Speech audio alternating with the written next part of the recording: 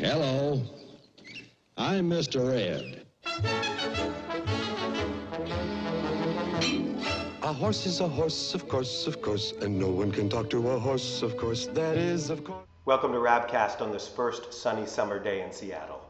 I'm Daniel Weiner.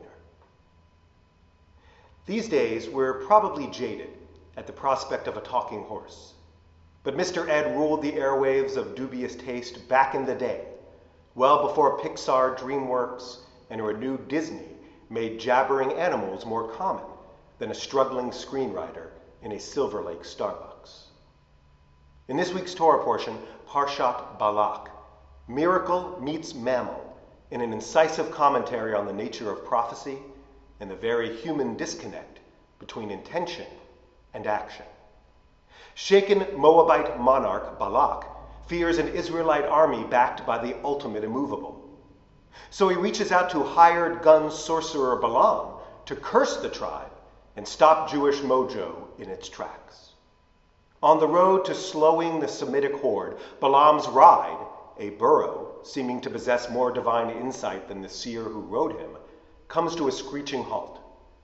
The pagan prophet begins to beat the beast of burden, who suddenly rears back and mocks the mage for his inability to see the angel in the road raring for a fight.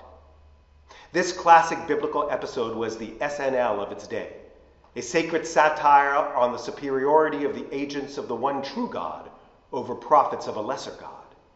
In this case, an ass is more visionary than an astrologer. But there's another larger lesson regarding what we can learn from animals. As the recent adopter of a black lab puppy, the mostly nonverbal lessons learned from living with and coming to love an animal are potent and transformative. Unqualified loyalty and an inspiring interdependence can provide as powerful a bond as those forged with many humans, most probably. Another insight teased out of this parsha reveals the challenging process of intention becoming action.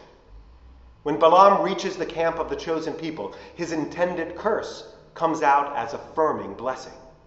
Words so stirring that they've become a part of the sacred daily script. Ma tovu ohalecha Yaakov mishkenotecha Yisrael. How lovely are your tents, O Jacob, your dwelling places, O Israel. Even in days of yore, giving props to someone's design sense made a big impression.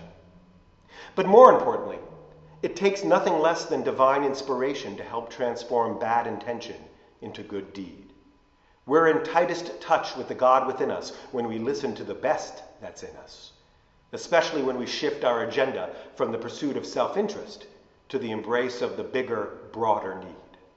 A horse is a horse, of course, but if a tip from a donkey can change Shrek's life, think what it can do for a life less green.